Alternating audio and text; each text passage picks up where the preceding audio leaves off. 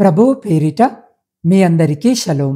ఈరోజు దేవుని వాగ్దానము. ఎవడైనను నోటికి కళ్ళెము పెట్టుకొనక తన హృదయమును మోసపరుచుకొనుచు భక్తి గలవాడనని అనుకొనిన ఎడల వాని భక్తి వ్యర్థమే. యాకోబు పత్రిక 1వ అధ్యాయము 26వ వచనము. ప్రియ సహోదరి సహోదరులారా, ఈరోజు ఈ వాక్యము వినిచిన మీ అందరికీ మన ప్రభువును ప్రియరక్షకుడైన యేసు క్రీస్తు జీవము కలిగిన నామమున ఈ నూతన దినపు శుభములను వందనములను తెలియజేస్తున్నాను. ప్రియులారా, చదివినటువంటి వాక్య భాగములో ఎవడైనా మంచి ఆత్మీయుడని, పరిశుద్ధుడని, నీతిమంతుడని, చాలా గొప్ప చదువులు చదువుకున్నామని, పూజించడానికి మేము యోగ్యులమని, మా అంత జ్ఞానము మా అంత పాండిత్యము లేదు అని చెప్పుకుంటూ వారి యొక్క నోటిని అదుపులో ఉంచుకోకపోతే వాని భక్తి శూన్యము అని వాక్యము సెలవిస్తుంది.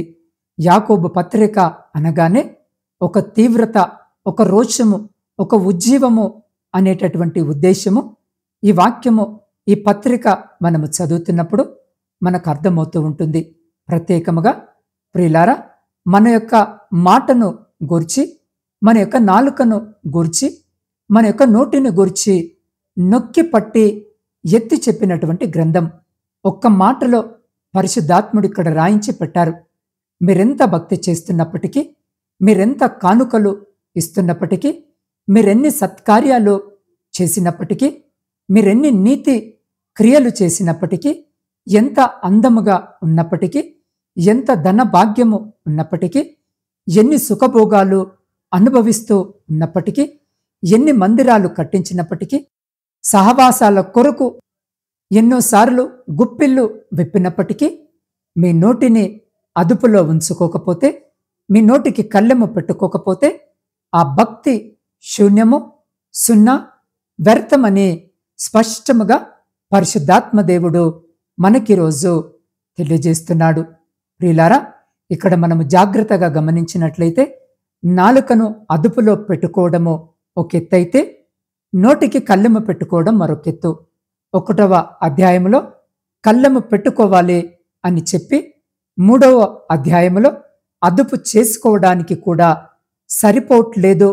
మీ నాలుక అది కళ్ళెము పెట్టడానికి ఏ విధముగా సరిపోతుంది అని అంటాడు. ప్రపంచమంతా కాల్చడానికి ఒక నాలుక సరిపోతుంది అని కూడా అంటున్నాడు. కాబట్టి ఈరోజు ఈ వాక్యము వింటున్న ప్రియ సహోదరి సహోదరుడా, దేవుడు మన నోటికి ఇచ్చేటటువంటి విలువ చాలా శ్రేష్టమైనది. మన నాలుకకు, మన నోటి మాటలకు ఆయన ఎంతో విలువనిస్తున్నారు.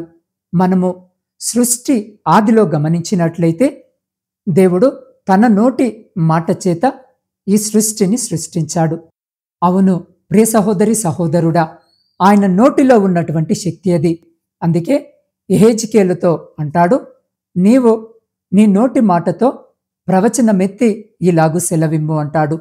విస్తారమైనటువంటి ఎండిపోయిన ఎముకల్లారా, నీలో జీవము కలుగునుగాక అని ప్రవచించు అని అన్నాడు. దానర్థము దేవునిని అనుసరిస్తున్న, దేవుని ఆత్మచేత నింపబడిన, దేవుని యొక్క చిత్తానుసారముగా దేవుని సత్య మార్గములో నడుస్తున్న వారి యొక్క నోటి మాటల గూర్చి దేవుడు ఎంతో ధ్యాస కలిగి ఉంటాడు. ఆయన వారి నోటి మాటలను గమనిస్తూ ఉంటాడు. అవెప్పుడు దీవెనకరముగాను, రుచికరముగాను, ప్రయోజనకరముగాను ఉండాలని ఆయన కోరుకుంటూ ఉన్నాడు. కాబట్టి ప్రియ సహోదరి సహోదరుడా, ఒకవేళ ఈరోజు ఈ వాక్యము వినిచిన్న మనము ఆ విధముగా కాక నోటిని తెరిచి సమాధి వలె, కుళ్ళిన సమాధి వలె మార్చుకున్నట్లయితే అది ఒక ఖడ్గముగా ఇతరులను హతము చేసేదిగా ఉంటుంది. దానికి ప్రతిఫలము, దానికి శిక్ష తప్పదని ప్రభు సెలవిస్తున్నాడు. ప్రియ సహోదరి సహోదరుడా, పక్కింటి అతను ఒక పెద్ద దొంగని అబద్ధ ప్రచారము ఒక యవనస్తుడు చేశాడు. ఈ ప్రచారము నమ్మి పోలీసులు అతన్ని అరెస్టు చేశారు. అరెస్టు చేసి విచారించిన తర్వాత అతన్ని నిర్దోషి అని తేల్చి వదిలేశారు. అతను పరువు తీసినందుకు ఆ నోటి దురుసున్న వ్యక్తిపై ఈ వ్యక్తి కేసు పెట్టాడు. జడ్జి ముందు నిలబడి, మై లార్డ్, నేనేమి చేయలేదు, అతని మీద కామెంట్ చేశాను తప్ప ఎవరికి ఏ హాని చేయలేదు అని అన్నాడు. అప్పుడు వెంటనే జడ్జి, తీర్పు నేను చెప్తాను, ఈరోజు ఏమేమి అన్నావో అవన్నీ ఒక పేపర్ మీద రాసి ఇంటికి వెళ్లే దారిలో ఆ పేపర్ను ముక్కలు ముక్కలుగా చేసి రోడ్డు మీద విసిరేసి రేపు ఇదే సమయానికి రా అని జడ్జి చెప్పారు. చెప్పినట్టే మరుసటి రోజున కోర్టుకి వచ్చాడు. నిన్న విసిరేసిన కాగితాలన్నీ తీసుకొని రా, నేను తీర్పు ఇస్తాను అని అన్నాడు. అది ఎలా సాధ్యమన్నాడు. నేను విసిరేసిన కాగితాలు ఎక్కడెక్కడికో వెళ్ళి ఉంటాయి కదా, వాటన్నిటినీ పట్టుకొని రావటము చాలా కష్టము కదా అన్నాడు. అలాగే మన నోటి దురుసుతో మాట్లాడిన మాటలు కూడా ప్రచారము జరిగితే వాటిని సరిచేయటము కూడా అసాధ్యము. అప్పటికే అతన్ని పరువు పోయింది కదా అని అన్నాడు. అవును ప్రియ సహోదరి సహోదరుడా, మనము చరిత్రలో గమనిస్తున్నట్లయితే తన జనుల, తన భక్తుల, తన ప్రియ బిడ్డల యొక్క నోటిని గురించి ఆయన ఎంతో శ్రద్ధ వహిస్తుంటాడు.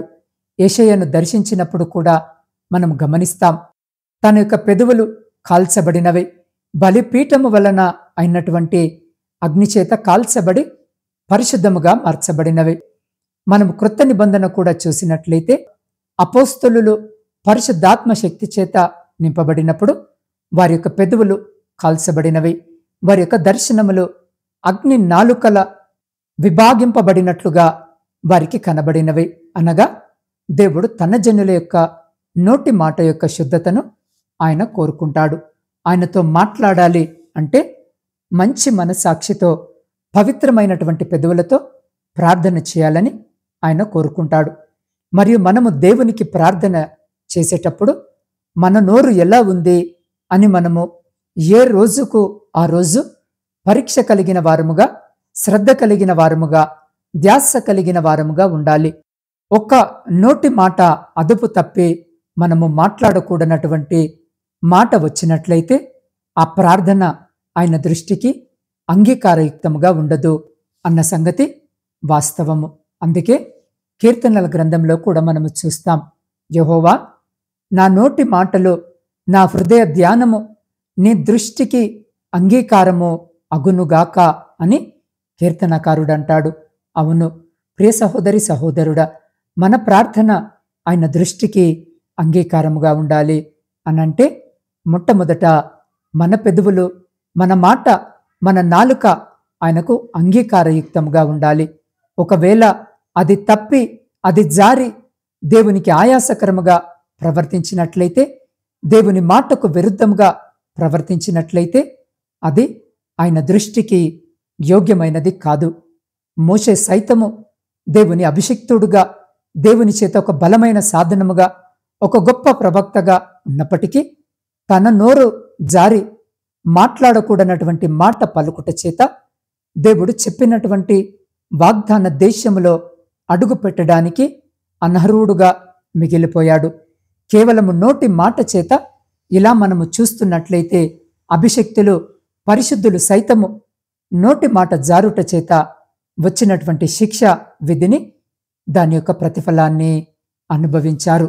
అవును, మరి ఆయన మార్గములో నడుస్తున్నటువంటి గొప్ప వారికే ఆయన నోటి మాటను గురించి ఖండితముగా ప్రకటించినప్పుడు, ప్రియ సహోదరి సహోదరుడా, ఈరోజు ఈ వాక్యము వినిచిన మనము అల్పులము, ఎన్నిక లేని వారమైనటువంటి మనము ఆయన మార్గములో ఉండగా ప్రభు అంటున్నారు, మీ నోటి మాట మీ ఆధీనములో, ఇంకా పరిశుద్ధాత్మ ఆధీనములో ఉండునట్లుగా జాగ్రత్త కలిగి ఉండాలని ప్రభు ఈరోజు సెలవిస్తున్నాడు. కాబట్టి ఈరోజు ఈ వాక్యము వింటున్న ప్రియ సహోదరి సహోదరుడా, మనము ఎన్నిక లేని వారము, అల్పులము, తృణీకరింపబడిన వారమే, అన్యజనులమే అయినప్పటికీ ఆయన ప్రేమ చేత మనము ఆయన స్వకీయ సాంపాద్యముగా, ఆయన వాగ్దాన సంతతిగా పిలువబడుతున్నాం. ఆయన మార్గములో నడుస్తూ ఉండగా మన నోటి మాటలు సైతము పవిత్రముగా, పరిశుద్ధముగా, కలంకము లేకుండా ఉండాలని ప్రభు కోరుకుంటున్నారు. మనం ఆదామును అవ్వను చూసినట్లయితే వారు తప్పు చేసినప్పటికీ, పాపము చేసినప్పటికీ చేసినది నేనే అని ఒప్పుకోలేక ఒకరిని గూర్చి ఒకరు నిందలు వేసుకుంటూ ఉన్నారు. దాని అర్థము వారి యొక్క నోటికి కళ్ళెము లేని వారిగా, తమ తప్పును వారు గుర్తించలేని వారుగా, ఎదుటి వారి మీదికి వారి యొక్క దోషములను, పాపములను నెట్టివేసేవారిగా ఉన్నట్లుగా మనము గమనించగలము. ప్రభుకి అది అస్సలు నచ్చలేదు. అది ఆయన దృష్టికి అసహ్యముగా ఉన్నది. కాబట్టి వారిని మీరు ఏదేను తోటలో ఉండుటకు అనర్హులని బయటకు నెట్టివేశాడు. మనము మన నోటికి కళ్ళెము పెట్టుకొని ఎడల ఆయన రాజ్యానికి వారసులము కానేరము అన్న సంగతి ఈ వాక్యము ద్వారా, ఈ మాట ద్వారా, ఈ చరిత్ర ద్వారా మనకు అర్థమవుతుంది. మనము భక్తి ఎంత చేస్తున్నామో అనే దానికంటే ముఖ్యముగా మనం ఆయన ఆజ్ఞానుసారముగా ఎంత జీవిస్తున్నామన్నది ఎంతో ప్రాముఖ్యము. అందుకే పలు వాక్యాల్లో భయభక్తులు అని, భక్తి కంటే ముందు భయమే అనగా కట్టడలను అనుసరించుటయే, ఆజ్ఞానుసారముగా జీవించుటయే ముఖ్యము. మనం ఆజ్ఞను అనుసరించినట్లయితే దాన్ని వెంబడి భక్తి నడుస్తుంది. మనం ఆజ్ఞను అనుసరించక భక్తి కలిగిన వారమై ఉన్నట్లయితే ఎంత భక్తి చేసినా ఆ భక్తి శూన్యము, వ్యర్థమని వాక్యము తేటగా ఈరోజు మనకు సెలవిస్తుంది. ప్రియ సహోదరి సహోదరుడా, ప్రభు ఈ భూమి మీద సశరీరుడిగా సంచరిస్తున్నప్పుడు ఆయన తన నోటి మాట చేత ఎన్నో అద్భుతాలను చేశాడు. నోటి మాట చేత దాని అర్థము ఆయన ఈ భూమి మీద శరీరధారిగా ఉండి పవిత్రముగా, పరిశుద్ధముగా జీవిస్తూ మన వలె అన్ని శ్రమలను, బాధలను, ఇబ్బందులను, ఇక్కట్లను అనుభవిస్తూ కూడా తన నోటిని పవిత్రముగా, పరిశుద్ధముగా కాచుకొనుట చేత తన నోరు శక్తివంతమైనటువంటి సాధనముగా ఈ భూమి మీద ఆయన వాడగలిగాడు. మనము సైతము మన నోటికి కళ్ళెము పెట్టుకొని మన మాటలను అదుపులో ఉంచుకొని పరిశుద్ధాత్మ శక్తి చేత నింపబడి ఆయన ఆధీనములో ఉండి మనము నడుస్తున్నట్లయితే ప్రియ సహోదరి సహోదరుడా, మన నోటి మాటకు సైతము ఆయన శక్తి ఇవ్వగలడు. మనము ఒకవేళ మన నోటిని అదుపులో పెట్టుకోలేకపోతున్నాం, నోటికి కళ్ళెము ఉంచుకోలేకపోతున్నామని గ్రహించినట్లయితే మనము నిశ్చయముగా ఆయన సహాయాన్ని వేడుకొనవలసిన వారమై ఉన్నాం. ప్రభువా, నా నోటిని ముట్టుము, నా పెదవులను కాల్చుము, నీ ఆత్మచేత నన్ను తాకుము అని మనం ఆయనకు సమర్పించుకున్నట్లయితే ఆయన మనలను శుద్ధి చేస్తాడు. ప్రియ సహోదరి సహోదరుడా, మాట్లాడకూడనటువంటి మాటలు, శపితమైనటువంటి మాటలు, చిన్న పెద్ద లేకుండా మాట్లాడేటటువంటి మాటలు, బూతులు, అబద్ధాలు, మోసాలు, సరసోక్తులు, అన్యాయపు క్రియలు లేని మాటలు, అబద్ధపు సాక్ష్యాలు, వీటన్నిటినీ ఆయన సన్నిధిలో మనం ఒప్పుకున్నట్లయితే వాటిని ఆయన కాల్చి మన నాలుకను, నోటిని శుద్ధి చేసి పవిత్రముగా ఆయన అగ్ని చేత కాల్చి మనలను సరిచేస్తాడు. ఒకవేళ ఈ సరిదిద్దుకోవడము అనేది జరగకపోతే ఆయన రాజ్యమునకు అడుగు పెట్టడము దుర్లభము అన్న సంగతి ఈ లేఖనము ద్వారా మనకు అర్థమవుతుంది. కాబట్టి ప్రియ సహోదరి సహోదరుడా, ఈరోజు జీవాక్యము వినిచిన మనము మన నాలుకను ఎలా వాడుతున్నామో, మన నోటిని ఎలా ఉపయోగిస్తున్నామో అని మనలను మనము స్వీయ పరీక్ష చేసుకుంటున్న వారముగా, మన నాలుకను, మన నోటికి ఆయన ఇచ్చిన శక్తిని గుర్తించిన వారముగా మనం ఆయన సహాయముతో, ఆయన కృపలో, ఆయన అభిషేకముతో ఆయనకు నచ్చిన విధముగా జీవిస్తూ ఆయనను స్తుతించడానికి, ఘనపరచడానికి మాత్రమే మన నాలుకను, నోటిని, పెదవులను ఉపయోగిస్తూ ఆయన మైమార్గముగా జీవిస్తూ ఆయన రాజ్యానికి వారసులముగా మార్చబడదుముగాక. ఈ దేవుని మాటలు ప్రతి హృదయములో నీరు కట్టి ఫలింపజేయలాగున దేవుడి సమయములో ఈ వాక్యము వినిచిన్న మీరు ఏ స్థలములో ఉన్నా, ఏ స్థితిలో ఉన్నా అదే స్థలములో, అదే స్థితిలో నిలబడి ఉండి కళ్ళు మూసుకొని నాతో పాటు ప్రార్థనలో ఏకీభవించండి. పరిశుద్ధుడా, ప్రేమ, నమ్మకము కలిగిన మా ప్రియ పరలోకపు పరమ తండ్రి, మీ శ్రేష్టమైన, ఉన్నతమైన, పరిశుద్ధమైన నామాన్ని బట్టి స్తుతులు, స్తోత్రాలు వందనాలను చెల్లించుకొనిచున్నాం. దేవాద్భుతమైన రీతిగా నా తండ్రి, మీ వాక్యము ద్వారా ఈ నూతన దినములో మీరు మాతో మాట్లాడి మమ్మలను తృప్తిపరిచిన మీ గొప్ప ప్రేమను బట్టి మీకే కృతజ్ఞతా వందనాలు. అవును ప్రభువా, వాక్యము విన్న ప్రతి వారిని మీరు కృపతో జ్ఞాపకము చేసుకోండి, దీవించండి. తండ్రి, ఎంత భక్తి చేసినప్పటికీ అయ్యా మా నోటిని అదుపులో ఉంచుకోలేకపోతే, మా నోటికి కళ్ళెము ఉంచుకోలేకపోతే ఆ భక్తి శూన్యమని, వ్యర్థమని మీరు సెలవిస్తుండగా, అట్టి విధముగా నోటికి కళ్ళెము పెట్టుకొని నిన్ను స్తుతించుటకు, ఘనపరచుటకు ఈ నాలుకను, నోటిని ఉపయోగిస్తామని ఈరోజు తీర్మానము చేసుకుంటున్నాం. అయ్యా, ప్రతి బిడ్డకు మీరు కృపను అనుగ్రహించండి. ప్రతి వారు మీ కొరకు జీవించినట్లుగా, భక్తితో భయము కలిగి జీవించినట్లుగా మీరు సహాయము దయచేయమని మీ పాద సన్నిధిలో వేడుకొనిచున్నాం. దేవా, ఈరోజు జన్మదిన, వివాహ వార్షికోత్సవాలు జరుపుకొంచున్న ప్రతి బిడ్డ కొరకు కూడా ప్రత్యేకంగా ప్రార్థిస్తున్నాం. ప్రతి బిడ్డను జ్ఞాపకము చేసుకుని వినూతన దయాకిరీటం చేత ఆశీర్వదించి రాబోయే కాలమంతా కూడా సంతోషకరమైన కుటుంబ జీవితమును బిడ్డలకు దయచేయమని వేడుకొనిచున్నాం. దేవా, శారీరక మానసిక బలహీనతలతో ఇబ్బందులను ఎదుర్కొంటున్న ప్రతి బిడ్డను మా కోసము గాయపడిన మీ పరిశుద్ధమైన హస్తముతో తాకి అయా మంచి ఆరోగ్యమును బిడ్డలకు దయచేయమని వేడుకొనిచున్నాం. ఆ బిడ్డలకు వైద్య పరిచర్య చేస్తున్న ప్రతి బిడ్డను, వారి కుటుంబాలను కూడా ఆశీర్వదించమని వేడుకొనిచున్నాం. దేవ, ప్రపంచంలో శాంతి సమాధానాలను కలిగించమని వేడుకొనిచున్నాం.